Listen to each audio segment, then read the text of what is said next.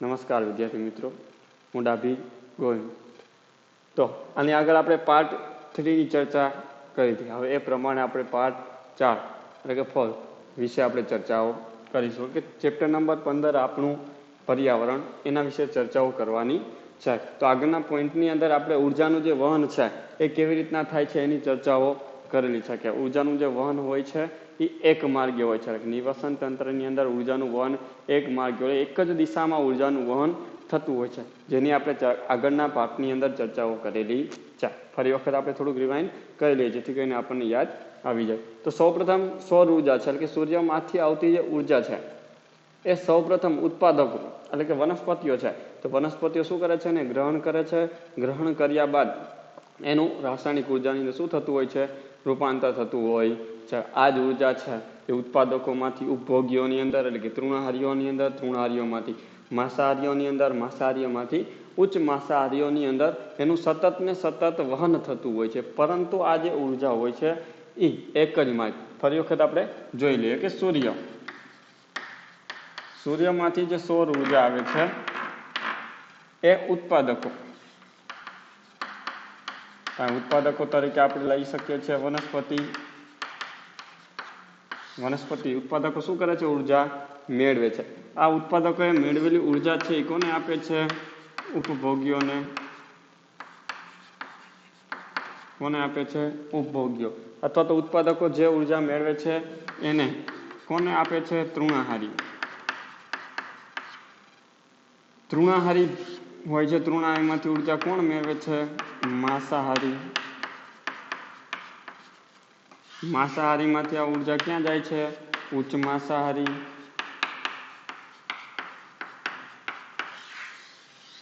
આવી રીતના સતત ને સતત શું થતું હોય, ઉર્જાનું વહન થાય. તો સૂર્યમાંથી ઉર્જા કોણ મેળવે છે, વનસ્પતિઓ એટલે કે ઉત્પાદકો મેળવે છે. પણ વનસ્પતિને જે ઉર્જા મળેલી છે એ ઉર્જા ફરી પાછી સૂર્યને પાછી આપી શકાય નહીં. ઉત્પાદકો વનસ્પતિને જે ઉર્જા મળે છે એ ઉર્જા તૃણહારીને આપી શકે છે, પણ તૃણહારીને જે ઉર્જા મળેલી છે એ ઉર્જા ફરી પાછી વનસ્પતિને આપી શકે છે, તો આપી શકાય નહીં. તો તૃણહારીને મળેલી ઉર્જા માંસાહારીને આપી શકે છે, પરંતુ માંસાહારી ઉર્જા તૃણહારીને પાછી આપી શકે નહીં. અને માંસાહારીને મળેલી ઉર્જા ઉચ્ચ માંસાહારીને આપે, પણ ઉચ્ચ માંસાહારીને મળેલી ઉર્જા ફરી પાછી માંસાહારીને આપી શકે નહીં. અને એટલા જ માટે કહેવામાં આવે છે કે આ જે ઉર્જાનું જે વહન હોય છે એ કેવું હોય છે કે ઉર્જાનું વહન એક માર્ગીય હોય. ઉર્જાનું વહન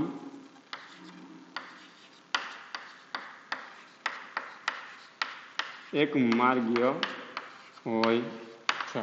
ઉર્જાનું વહન કેવું હોય છે, એક માર્ગ. એક જ માર્ગની અંદર શું થતું હોય છે, એનું વહન થતું હોય છે.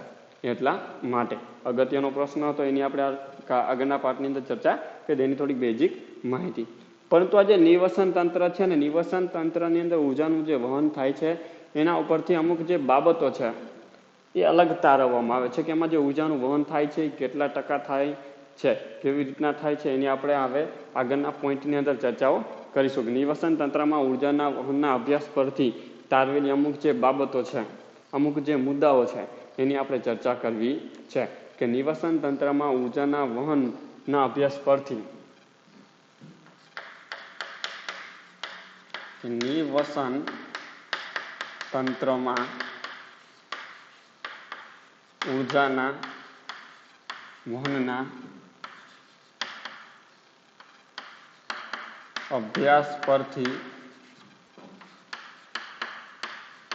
તારવેલી બાબતો શું છે, નિવસન તંત્રમાં ઉર્જાના વહનના અભ્યાસ પરથી કે ઉર્જાનું જે વહન થાય છે એ ઉર્જાનું જે વહન થાય છે એના અભ્યાસ પરથી તારવેલી અમુક જે બાબતો છે. તો કઈ કઈ બાબતો છે કે જે ઉર્જાના વહન સાથે સંકળાયેલી છે એની આપણે ચર્ચાઓ કરવાની છે. તો સૌપ્રથમ અહીંયા આવે છે વનસ્પતિ એટલે કે લીલી વનસ્પતિ. તો લીલી વનસ્પતિ શું કરે છે, તો લીલી વનસ્પતિ છે એ સૂર્ય છે, સૂર્યમાંથી જે સૌર ઉર્જા છે એ સૌર ઉર્જાનું શું કરે છે, શોષણ કરે છે. એટલે કે સૌર ઉર્જાનું શોષણ કરે છે. પણ એ સૌર ઉર્જાનું શોષણ કેટલું કરે છે, તો આપણને ખબર હોવી જોઈએ કે સૌર ઉર્જા હોય છે એ સૌર ઉર્જાનું લીલી વનસ્પતિ છે માત્ર ને માત્ર 1% એના જે પર્ણ છે, વનસ્પતિના જે પર્ણ હોય છે, વનસ્પતિના પર્ણ 1% જેટલું જ શું કરતા હોય છે, ઉર્જાનું શોષણ કરતા હોય છે, અને એનું ખાદ્ય ઉર્જાની અંદર એટલે કે રાસાયણિક ઉર્જાની અંદર શું કરે છે, એનું રૂપાંતર કરતા હોય છે. એટલે કે લીલી વનસ્પતિઓ પ્રાપ્ત સૌર ઉર્જા હોય છે, સૌર ઉર્જાના લગભગ 1% ભાગનું જ પર્ણ દ્વારા શું કરે છે, શોષણ કરે છે, અને શોષણ કરીને એનું ખાદ્ય ઉર્જામાં રૂપાંતર કરે છે. કે લીલી વનસ્પતિઓ પહેલો પોઈન્ટ છે, યાદ રાખજો.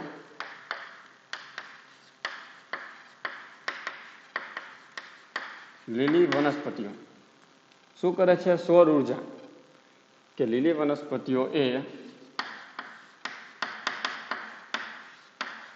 સૌર ઉર્જાનું લગભગ 1%, આખા બાબત ખાસ કરીને યાદ રાખવાની છે કે લીલી વનસ્પતિઓ છે એ સૌર ઉર્જાનું લગભગ કેટલા ટકા, લગભગ 1% જેટલું પર્ણ દ્વારા, કોના દ્વારા, પર્ણ દ્વારા શોષણ થાય છે. આ બાબત યાદ રાખજો. લીલી વનસ્પતિઓ એ સૌર ઉર્જાનું લગભગ 1% જેટલું જ 1% જેટલું શું થાય છે, પર્ણ દ્વારા શોષણ થાય છે. 1% જેટલું જ પર્ણ દ્વારા શોષણ થાય છે, અને જેનું શેમાં, જેનું ખાદ્ય ઉર્જામાં, જેનું ખાદ્ય ઉર્જામાં, ખાદ્ય ઉર્જા એટલે કે રાસાયણિક ઉર્જા, રાસાયણિક ઉર્જામાં રૂપાંતર થાય છે. આ બાબત યાદ રાખવાની. પહેલી જ બાબત છે કે લીલી વનસ્પતિઓ એ સૌર ઉર્જાનું લગભગ 1% જેટલા જ 1% જેટલું જ પર્ણો દ્વારા શું કરે છે, શોષણ કરે છે, અને જેનું ખાદ્ય ઉર્જામાં એટલે કે રાસાયણિક ઉર્જામાં શું કરે છે, રૂપાંતર. એટલે કે સૂર્ય છે ને, સૂર્ય દ્વારા જે કાંઈ પણ સૌર ઉર્જા આવે છે એ લીલી વનસ્પતિઓ શું કરે છે, 1% જેટલું 1% જેટલું જ શું કરે છે, શોષણ કરે છે. એટલે કે એના પર્ણો દ્વારા શોષણ કરે છે, અને શોષણ કર્યા બાદ એનું ખાદ્ય ઉર્જામાં શું કરતા હોય છે, રૂપાંતર કરતા હોય છે.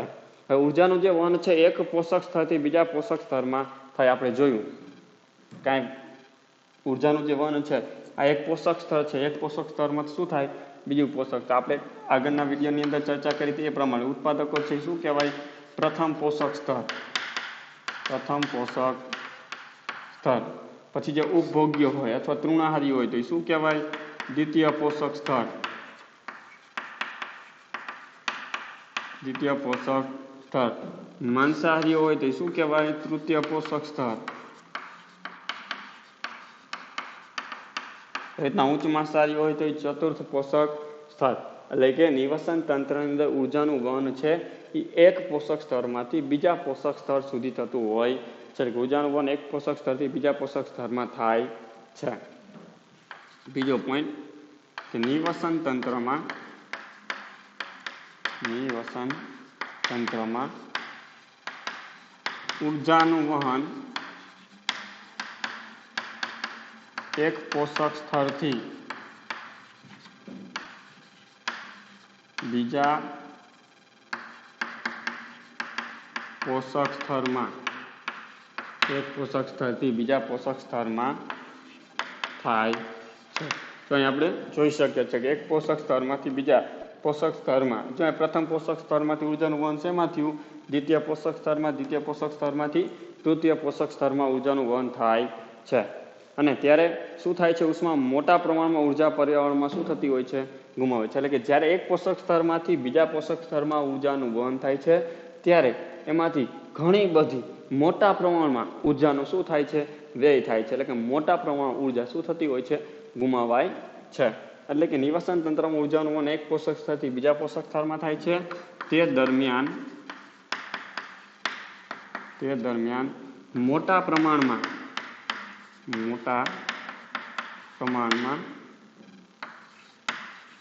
ઉર્જા પર્યાવરણમાં ગુમાવાય છે અથવા તો વ્યય પામે છે, એવું પણ તમે કહી શકો. ગુમાવાય છે અથવા તો વ્યય પામે છે. કે નિવસન તંત્રમાં ઉર્જાનું વહન છે એક પોષક સ્તરમાંથી બીજા પોષક સ્તરમાં થાય છે, અને તે દરમિયાન શું થાય છે, મોટા પ્રમાણમાં ઉર્જા છે એ પર્યાવરણની અંદર ગુમાવતી છે. આપણે એ પણ જાણીએ છીએ કે જ્યારે વિદ્યુત છે વિદ્યુતનું પણ એક સ્વરૂપમાંથી બીજા સ્વરૂપમાં રૂપાંતર થાય છે ત્યારે મોટા પ્રમાણમાં શું થતું હોય છે, ઉર્જાનું વ્યય થતો હોય છે. ઉદાહરણ તરીકે ટ્યુબલાઇટ છે, તો ટ્યુબલાઇટ હોય અથવા તો પંખો હોય, જ્યારે આપણે એને ચાલુ કરીએ છીએ તો ચાલુ થયેલી ઉર્જા છે, પંખો તો ફરે છે, સાથે સાથે પંખો જે હોય છે શું થાય છે, ગરમ થઈ જાય. બલ્બ હોય છે, બલ્બનો ઉપરની જે સપાટી છે આપણને ગરમ થયેલી જોવા મળે છે, અને ગરમ થયેલી હોવાના લીધે જ તે ઉષ્મા સ્વરૂપે, કેવા સ્વરૂપે, ઉષ્મા સ્વરૂપે ઉર્જાનો શું થાય છે, વ્યય થાય છે. તે ઉર્જાને આપણે ક્યાંય ઉપયોગમાં લઈ શકતા નથી, અને નથી ઉપયોગમાં લઈ શકતા એટલા માટે ગુમાવાય છે અથવા તો વ્યય પામે છે તેવું કહી શકાય. ઉત્પાદકોની સરખામણીમાં ઉપભોગી વધારે ઉર્જાનો વ્યય કરે છે. તો ઉત્પાદકો છે તો અહીંયા આના કરતાં આ જે છે એ ઉર્જાનો વ્યય કેવો કરે, વધારે, કારણ કે આની પાસે તો અત્યારે વધારે ઉર્જા હશે, પણ એમાંથી જ્યારે અહીંયા ઉર્જા આવશે ત્યારે આની સંખ્યા દિવસે દિવસે વધતી જાય, એટલા માટે આના કરતાં આ છે એ વધારે વધારે શું કરે છે, ઉર્જાનો વ્યય કરે છે. તો યાદ રાખવાનું, ઉત્પાદકો કરતાં ઉપભોગ્યો વધારે ઉર્જાનો શું કરે છે, વ્યય કરે છે. ત્રીજો પોઈન્ટ છે કે ઉત્પાદકો કરતાં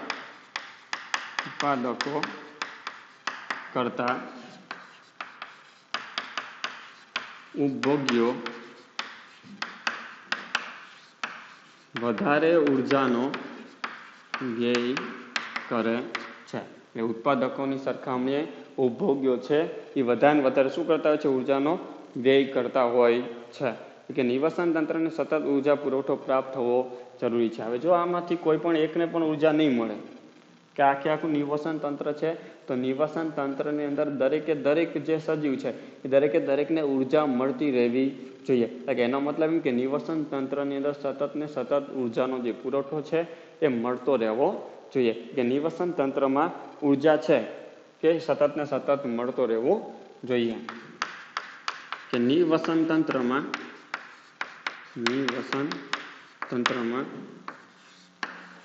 ઉર્જાનો પુરવઠો અથવા તો જથ્થો સતત મળતો રહેવો જોઈએ. કે નિવસન તંત્રની અંદર ઉર્જાનો જે જથ્થો છે, પુરવઠો છે એ સતત મળતો રહેવો જોઈએ. હવે દરેક પોષક સ્તર છે, તો દરેક પોષક સ્તરે રહેલા જે સજીવો છે એની વૃદ્ધિ માટે, એની પ્રજનનની ક્રિયાઓ માટે અથવા તો બીજી અન્ય ક્રિયાઓ માટે શું થતું હોય છે, ઉર્જાનો ઉપયોગ કરવો પડતો હોય છે. એટલે સજીવો શું કરે છે, ઉર્જાનો ઉપયોગ કરે છે. એટલે કે વૃદ્ધિની ક્રિયા માટે, પ્રજનનની ક્રિયાઓ માટે, એ સિવાય અન્ય બીજી જે જૈવિક ક્રિયાઓ હોય છે, તો આવી અન્ય જૈવિક ક્રિયાઓ માટે ઉર્જાનો ઉપયોગ કરતા હોય છે. એટલે કે નિવસન તંત્રની અંદર રહેલા સજીવો, કે નિવસન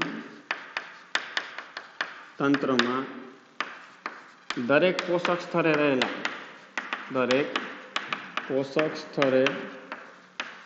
રહેલા સજીવો વૃદ્ધિ, પ્રજનન અને અન્ય જૈવિક ક્રિયાઓ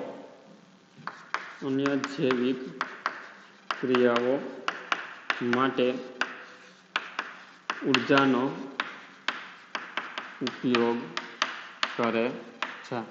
નિવસન તંત્રમાં રહેલા દરેક પોષક સ્તરે રહેલા સજીવો છે, કે કોઈ પણ તૃણાહારી સજીવ હોય કે પછી કોઈ પણ માંસાહારી સજીવ હોય, એને પોતાની વૃદ્ધિ કરવી છે, પ્રજનનની ક્રિયાઓ કરવી છે અથવા તો રોજબરોજની કોઈ પણ જૈવિક ક્રિયાઓ કરવી છે, તો કોઈ પણ ક્રિયા કરવા માટે ફરજિયાતપણે એને શું કરવું પડે છે, ઉર્જાની જરૂરિયાત હોય છે. દાખલા તરીકે મનુષ્ય છે, હવે મારે અત્યારે ભણાવવું છે, તો ભણાવવા માટે મારે બોલવાની જરૂર પડે છે, લખવાની જરૂર પડે છે.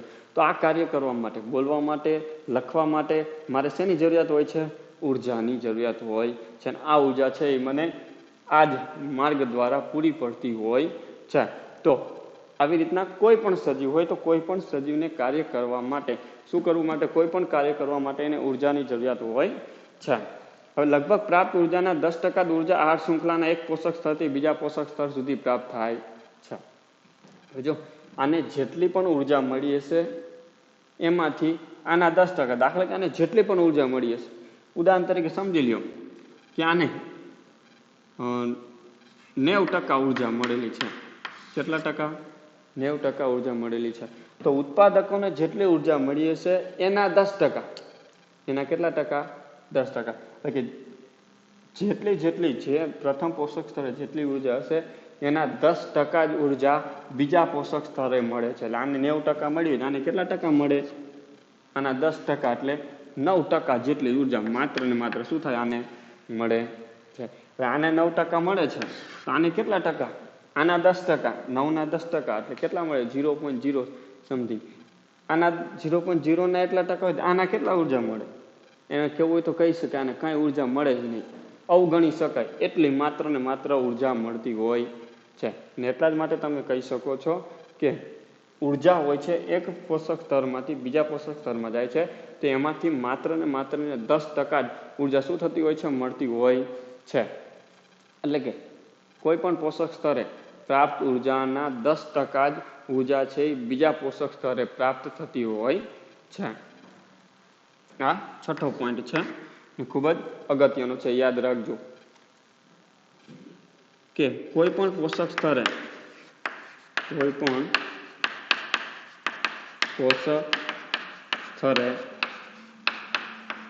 પ્રાપ્ત ઉર્જાના લગભગ 10% જેટલી ઉર્જા બીજા પોષક સ્તરે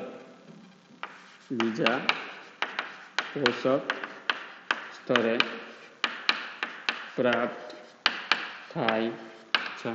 યાદ રાખજો, કોઈ પણ પોષક સ્તરે પ્રાપ્ત ઉર્જાના લગભગ 10% જ કેટલા?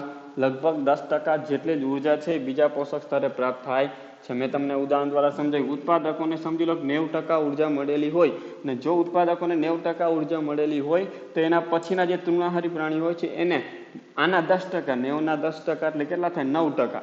એટલે આનાથી માત્ર 10%, એટલે કે 10% એટલે 9% જેટલી ઉર્જા શું થાય? આને પ્રાપ્ત થાય. હવે આને 9% ઉર્જા પ્રાપ્ત થઈ તો એના પછીનું જે પોષક સ્તર હોય છે તો આના 10% એટલે 0.09 જેટલી ઉર્જા શું થતી હોય છે? આને પ્રાપ્ત થતી હોય છે.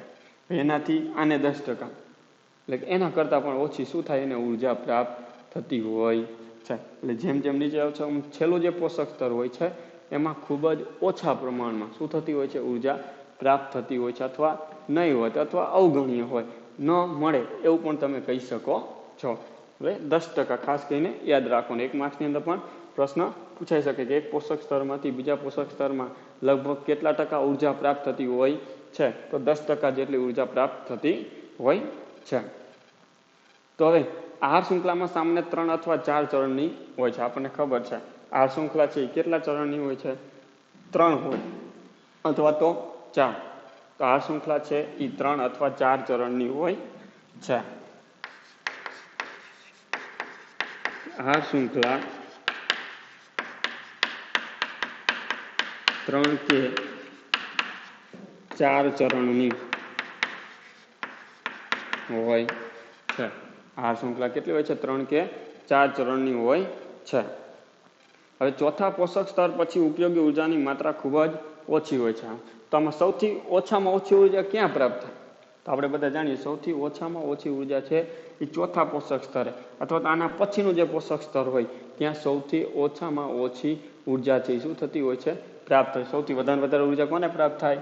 ઉત્પાદકોને. એનાથી ઓછી તૃણાહારીને, એનાથી ઓછી માંસાહારી, એનાથી ઓછી ઉચ્ચ માંસાહારી, એનાથી ઓછી એના પછીનું જે સ્તર હોય એને પણ સ્તર હોવાની સંભાવનાઓ બહુ ઓછી રહેલી હોય છે. એટલે કે આહાર શૃંખલામાં 3 કે 4 ચરણની હોય છે, જેમાં ચોથા પોષક સ્તર કે પછીના પોષક સ્તર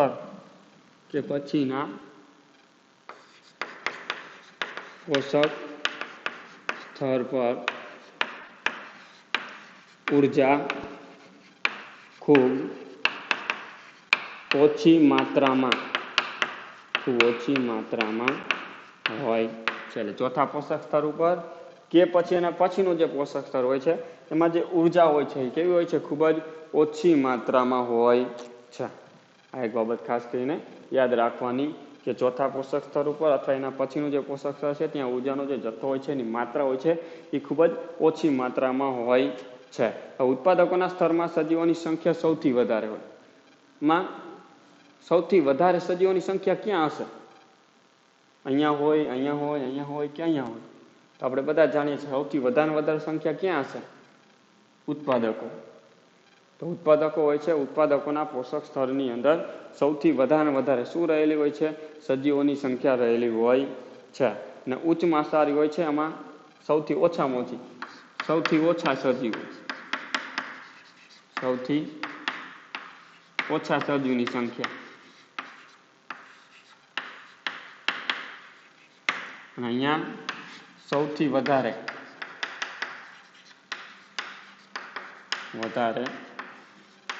સજીવની સંખ્યા. આ યાદ રાખવાનું છે, પ્રશ્ન ખાસ કરીને પૂછાઈ શકે છે. તો 8મો પોઈન્ટ અને છેલ્લો ખૂબ જ અગત્યનો પોઈન્ટ કે નિવસન તંત્રની અંદર ઉત્પાદક સ્તરમાં નિવસન તંત્રના ઉત્પાદક સ્તરમાં સજીવોની સંખ્યા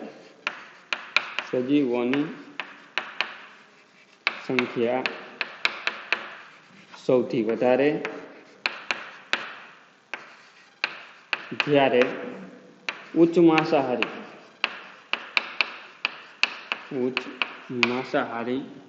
સ્તરમાં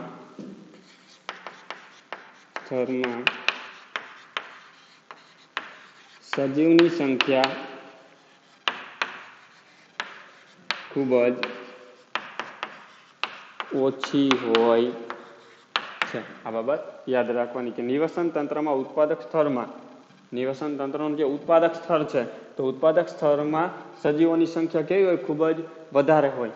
જ્યારે ઉચ્ચ માંસાહારી હોય છે તો ઉચ્ચ માંસાહારીની અંદર સજીવની સંખ્યા કેવી હોય છે? ખૂબ જ ઓછી હોય છે. તો નિવસન તંત્રનું આ જે આપણે ઉર્જાનું વહન છે અને ઉર્જા વહન સાથે સંકળાયેલી આટલી બાબતો ખાસ કરીને યાદ રાખવાની છે. ફરી વખત કે લીલી વનસ્પતિઓ એ સૌર ઉર્જાનું લગભગ શું કરે છે? 1% જેટલું જ એના પર્ણ દ્વારા શું થાય છે? શોષણ. એટલે કે સૌર ઉર્જામાંથી જેટલી ઉર્જા આવે છે એમાંથી માત્ર ને માત્ર 1% જેટલી જ ઉર્જાનું પર્ણ દ્વારા શું થાય છે? શોષણ. અને જેનું ખાદ્ય ઉર્જામાં શું થતું હોય છે?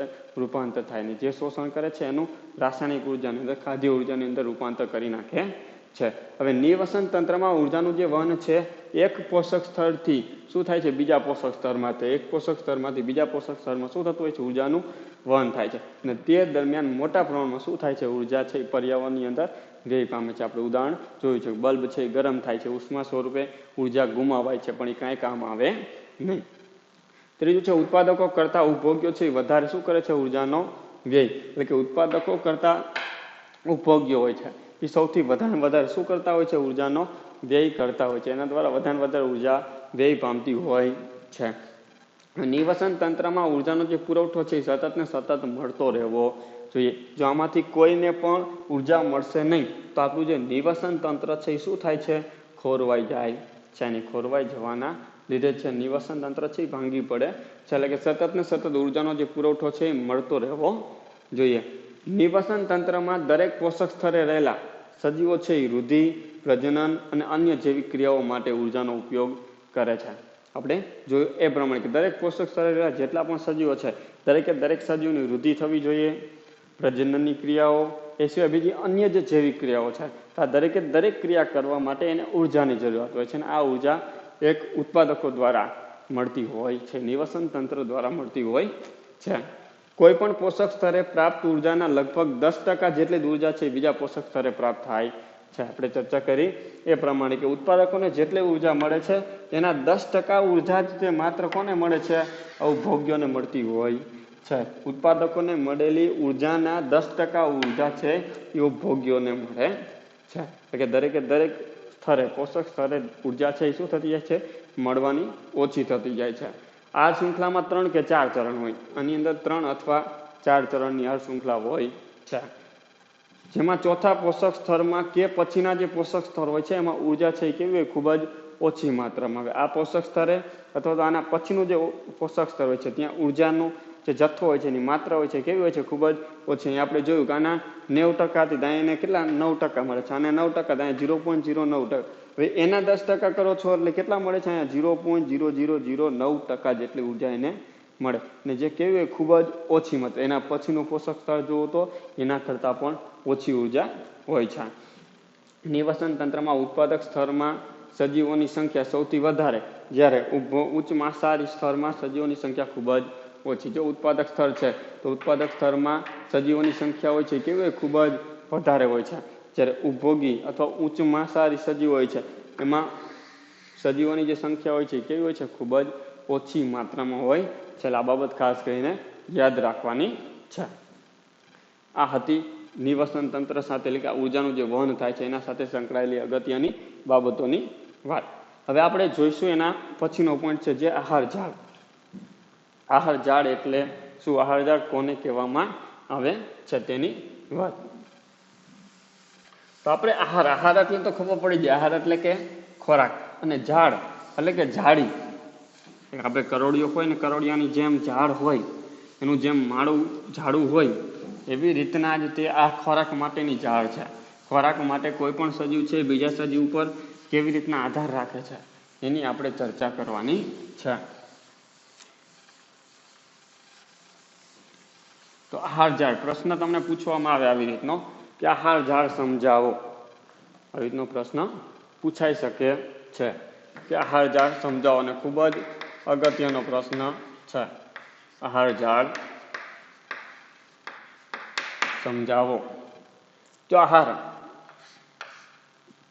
એટલે આપણે ખબર છે ખોરાક, ઝાડ એટલે કે ઝાડી જેવી રચના હોય, ઝાડા જેવી રચના હોય, તો એની વાત કરવાની છે. ખોરાક માટે એક ઝાડા જેવી ગુથાયેલી માળા જેવી રચના થતી હોય છે, એની આપણે ચર્ચા કરવી છે. તો કોઈ પણ સજીવ હોય છે તેમના પોતાના ખોરાક માટે શું કરતા હોય છે, એકબીજા ઉપર આધારિત હોય છે, અથવા બીજા સજીવ ઉપર શું રહેલા હોય છે, આધારિત હોય છે. અને બીજા સજીવ ઉપર આધારિત રહીને શું કરતા હોય છે કે એક આહાર શૃંખલા બનાવે. શું બનાવે છે, આહાર શૃંખલા બનાવે છે. અને વિવિધ નિવસન તંત્રો પૈકી દરેક નિવસન તંત્ર આગવી આહાર શૃંખલા ધરાવે છે. અલગ અલગ નિવસન તંત્ર હોય તો અલગ અલગ નિવસન તંત્ર પૈકી દરેક નિવસન તંત્ર હોય છે, દરેક નિવસન તંત્રની શું હોય છે, પોતાની એક આગવી આહાર શૃંખલા હોય છે. દાખલા કે આપણું મનુષ્ય છે તો મનુષ્યનું જે નિવસન તંત્ર છે એની આપણી પોતાની એક અલગ આહાર શૃંખલા હોય છે. પ્રાણીઓ હોય તો પ્રાણીઓની અલગ આહાર શૃંખલા હોય છે. એ સિવાય વનસ્પતિઓ હોય, એ સિવાય બીજા અલગ અલગ પ્રાણીઓ હોય, તો દરેકની પોતાની અલગ અલગ શું હોય છે, આહાર શૃંખલા હોય છે. તો સૌપ્રથમ કે સજીવો તેમના ખોરાકની જરૂરિયાત માટે શું કરે છે, એકબીજા પર આધારિત રહે છે. તો કે સજીવો તેમના ખોરાકની જરૂરિયાત માટે શું કરે છે, સજીવો છે તેમના ખોરાકની જરૂરિયાત માટે શું કરે છે, એક આહાર શૃંખલા રચે છે, અથવા એકબીજા પર આધારિત હોય છે. અને એકબીજા પર આધારિત રહીને શું બનાવે છે, આહાર શૃંખલા બનાવે છે. શું બનાવે છે, આહાર શૃંખલાની રચના કરે છે. હવે આ જે આહાર શૃંખલા છે એ સ્વતંત્ર રહેતી નથી, ને આ આહાર શૃંખલા છે એ સ્વતંત્ર ન રહેતા શું કરે છે કે ગૂંથાયેલા ઝાડા જેવી રચના કરે છે. અને આ ગૂંથાયેલા ઝાડા જેવી જે રચના થાય છે, આ ઝાડા જેવી રચના થાય છે એને શું આપણે કહીએ છીએ, આહાર ઝાડ તરીકે ઓળખી શકીએ છીએ. તો શું થાય છે, હવે આ જે શાખાયુક્ત રચના બને છે, જો સજીવો તેમના ખોરાકની જરૂરિયાત માટે એકબીજા પર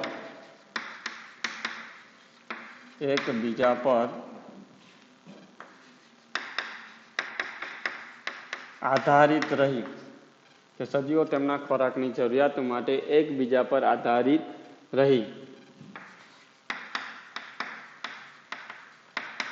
આહાર શૃંખલા બનાવે છે. શું બનાવે છે, આહાર શૃંખલા. ખાસ કરીને આગળ પણ આપણે શબ્દની ચર્ચા કરી ગયા છે. ખોરાક માટેની એક શૃંખલા બનાવે છે, કે આહાર શૃંખલા બનાવે છે. હવે આ જે આહાર શૃંખલા છે એ સ્વતંત્ર રહેતી નથી. આપણે બધા જાણીએ છીએ કોઈ પણ સજીવ હોય, શું આપણે એવું છે મનુષ્ય છે માત્ર ને માત્ર શાક રોટલી જ ખાય આવું જરૂરી છે?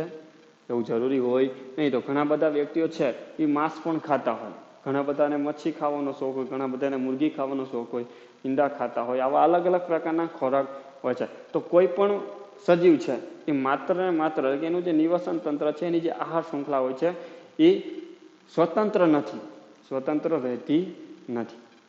તો આપણે એના આગળ ઉદાહરણો દ્વારા પણ ચર્ચા કરીશું કે આહાર શૃંખલા બનાવે છે. આ આહાર શૃંખલા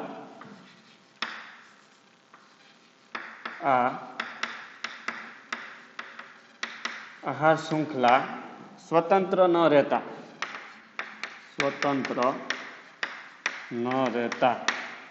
સ્વતંત્ર રહેતી નથી કે આ આહાર શૃંખલા સ્વતંત્ર ન રહેતા ગૂંથાયેલા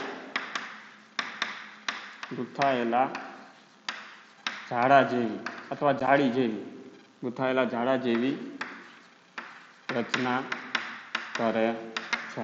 કે આહાર શૃંખલા સ્વતંત્ર ન રહેતા શું થાય છે? ગૂંથાયેલા ઝાડા જેવી રચના થાય છે અથવા ગૂંથાયેલી જાળી જેવી રચના કરે છે.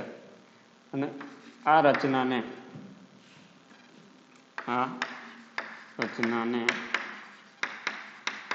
આહાર ઝાડ કહે છે. આ જે ઝાડા જેવી ગૂંથાયેલી શાખાયુક્ત જે ઝાડા તમને જોવા મળે છે, ગૂંથાયેલી જે રચના જોવા મળે છે, આ ગૂંથાયેલી જે રચના હોય છે એને શું કહેવામાં આવે છે? આહાર ઝાડ. યાદ રાખજો, સજીવો તેમના ખોરાકની જરૂરિયાત માટે એકબીજા પર આધાર રાખે છે અને એકબીજા પર આધાર રાખીને શું બનાવે છે? આહાર શૃંખલા બનાવે છે. પરંતુ આ જે આહાર શૃંખલા છે એ સ્વતંત્ર રહેતી નથી અને સ્વતંત્ર ન રહેતી હોવાના લીધે જ તે શું થાય છે?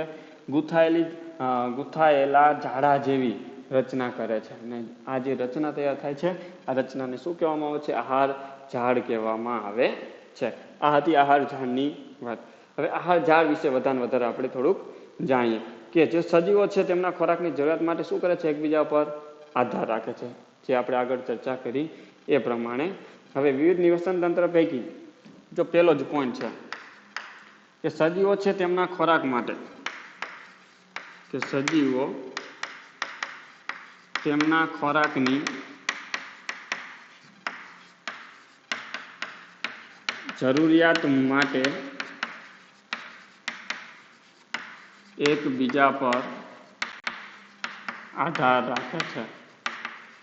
શું કરે છે? કે સજીવો તેમના ખોરાકની જરૂરિયાત માટે શું કરતા હોય છે? એકબીજા પર આધાર રાખે છે. હવે નિવસન તંત્ર છે, દરેક નિવસન તંત્ર હોય તો દરેક નિવસન તંત્રને પોતાની શું હોય છે? અલગ અલગ આહાર શૃંખલા હોય છે, એટલે કે અલગ અલગ આહાર શૃંખલા ધરાવે છે. તો દરેક નિવસન તંત્ર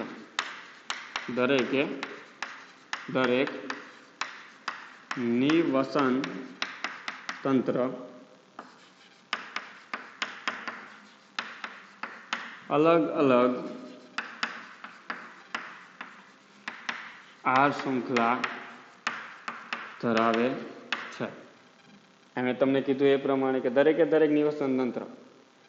નિવસન તંત્ર છે એ અલગ અલગ આહાર શૃંખલા ધરાવે. દાખલે કે તળાવનું નિવસન તંત્ર હોય, જંગલનું નિવસન તંત્ર હોય, બગીચાનું નિવસન તંત્ર હોય, આવી રીતના કોઈ પણ અલગ અલગ નિવસન તંત્ર હોય તો અલગ અલગ નિવસન તંત્રની અંદર દરેક નિવસન તંત્રને પોતાની શું હોય છે? અલગ અલગ આહાર શૃંખલા હોય છે.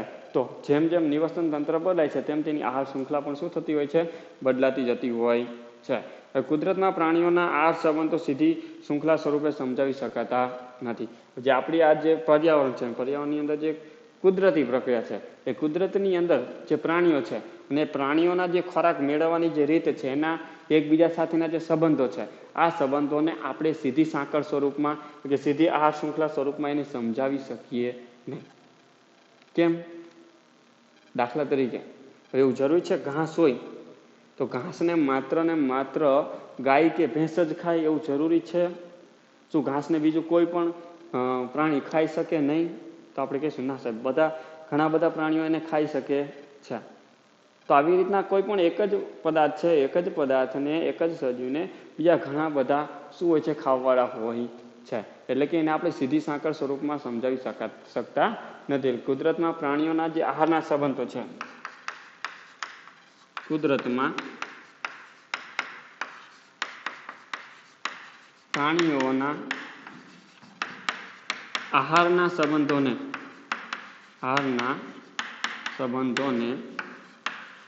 સીધી સાંકળ સ્વરૂપે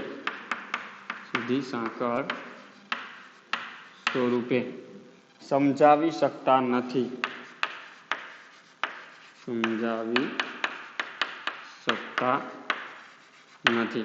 તો કુદરતની અંદર પ્રાણીઓના જે આહારના સંબંધો છે, ખાસ કરીને યાદ રાખવાનું, એ ખોરાક માટેના જે સંબંધો છે એને આપણે સીધી સાંકળ સ્વરૂપે સમજાવી શકતા નથી.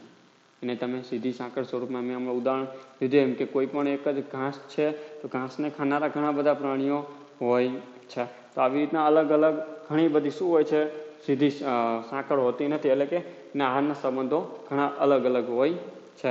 હવે આહાર શૃંખલાની જે લંબાઈ છે તેમાં જેની જટિલતા છે એ ખૂબ જ ભિન્ન હોય છે. તો ઘણી બધી જે આહાર શૃંખલા હોય છે એની લંબાઈ ઓછી હોય, એટલે ખૂબ જ ટૂંકી આહાર શૃંખલા હોય.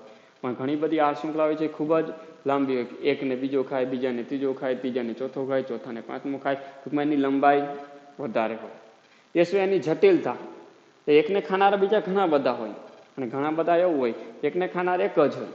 ઘણા બધાની જટિલતા છે, ઘણા બધાની લંબાઈ છે, એ કેવી હોય છે, અલગ અલગ હોય છે. એટલે કે આહાર શૃંખલાઓની લંબાઈ તેમજ જટિલતા છે એ ખૂબ જ અલગ અલગ હોય છે.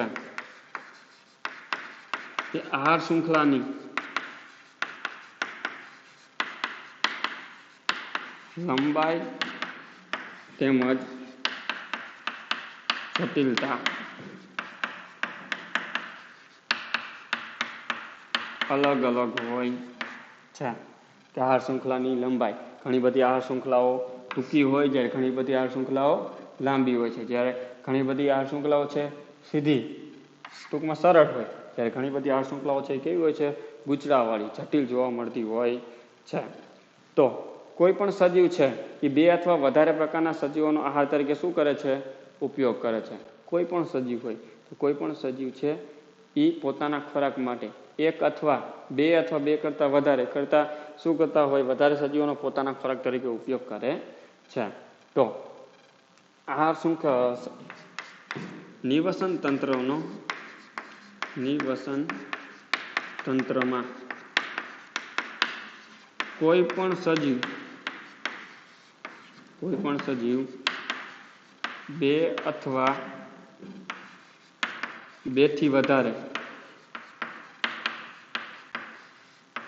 સજીવોનો, નિવસન તંત્ર તો કોઈ પણ સજીવ છે 2 અથવા 2 કરતાં વધારે પ્રકારના સજીવોનો, 2 અથવા 2 થી વધારે સજીવોનો, અથવા 2 અથવા 2 થી વધારે પ્રકારના સજીવોનો શું કરે છે, પોતાના ખોરાક તરીકે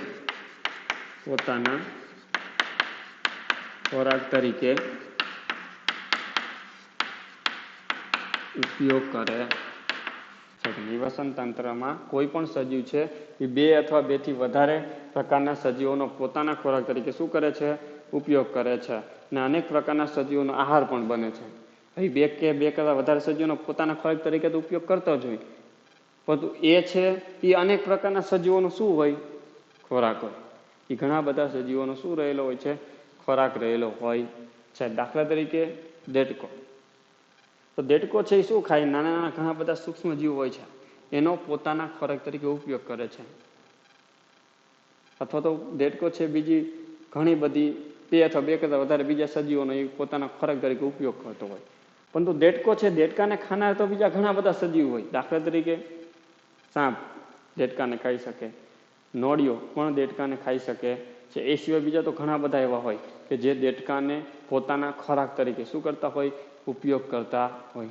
કૂતરા પણ હોઈ શકે છે. ઘણા બધા આવા સજીવો રહેલા હોય છે જે દેડકાનો પોતાના ખોરાક તરીકે ઉપયોગ કરતા હોય. એટલે કે 2 થી વધારે સજીવોનો પોતાના ખોરાક તરીકે તો ઉપયોગ કરે છે, પણ એનો ઉપયોગ કરનાર પણ આ જ સજીવનો પોતાના ખોરાક તરીકે ઉપયોગ કરનાર બીજા ઘણા બધા સજીવો હોય છે. અને અનેક પ્રકારના સજીવોનો આહાર બને છે, ખોરાક પોતાના ખોરાક ઉપયોગ કરે છે. અને અનેક પ્રકારના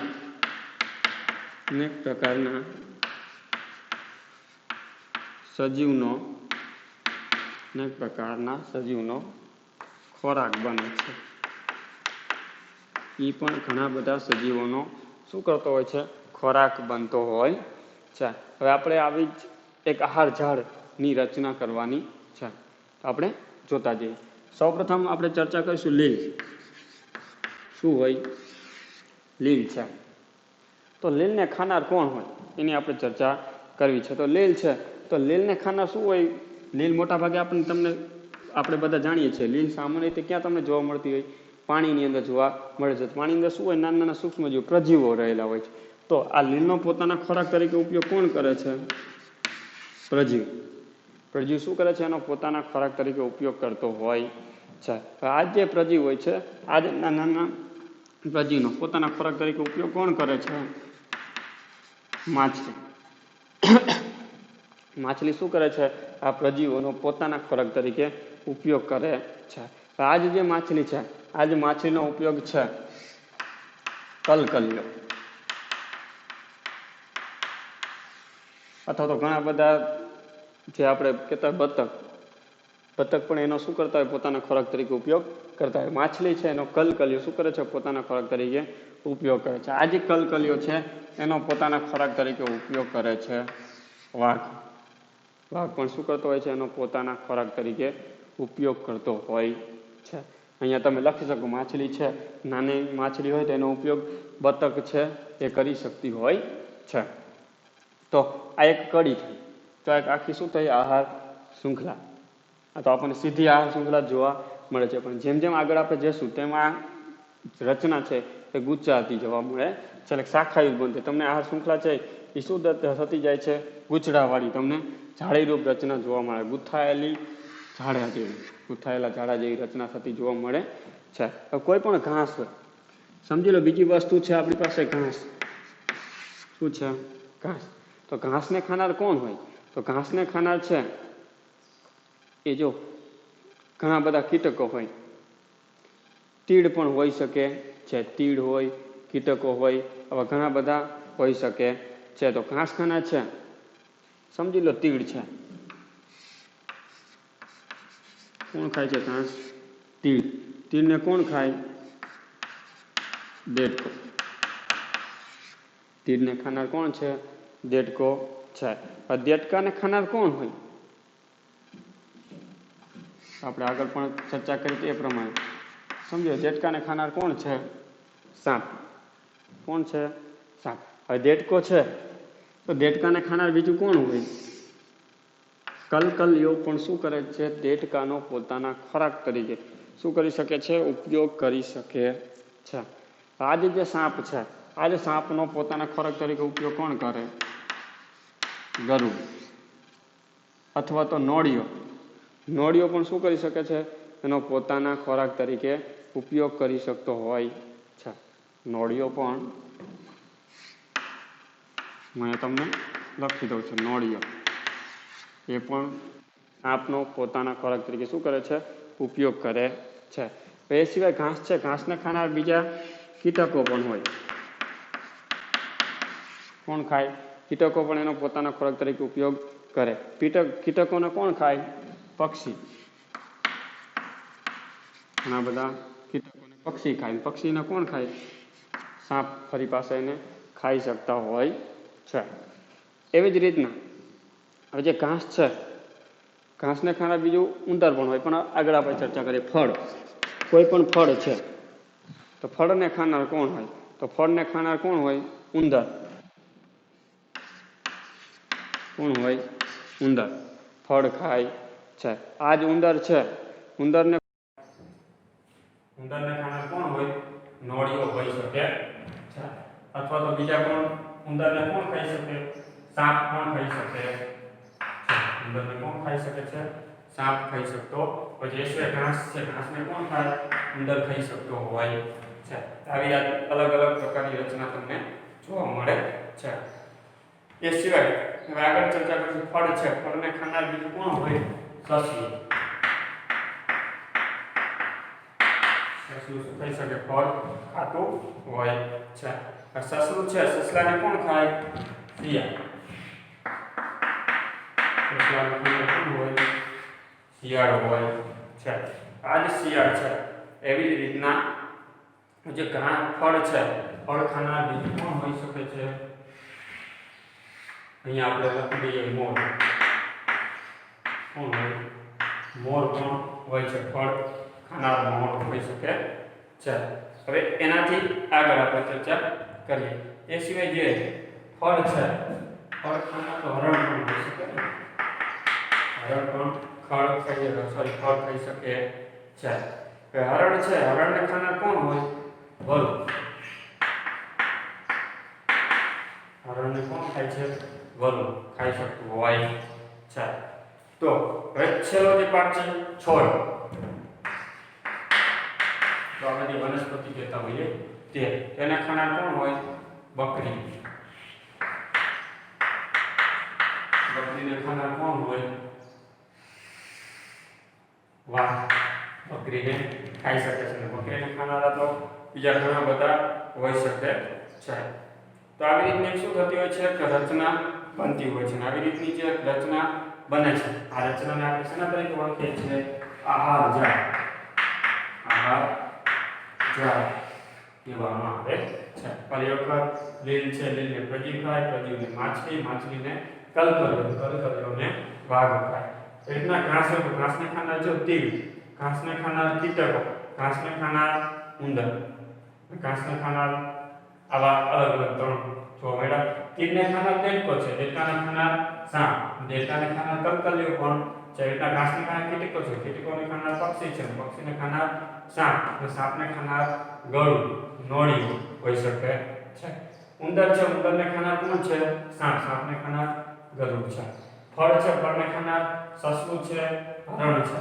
તો સસલું ખાનાર તેને શિયાળ ખાય છે. હરણને કોણ ખાય છે? વરુ. હરણને વાઘ પણ ખાઈ શકતો હોય છે.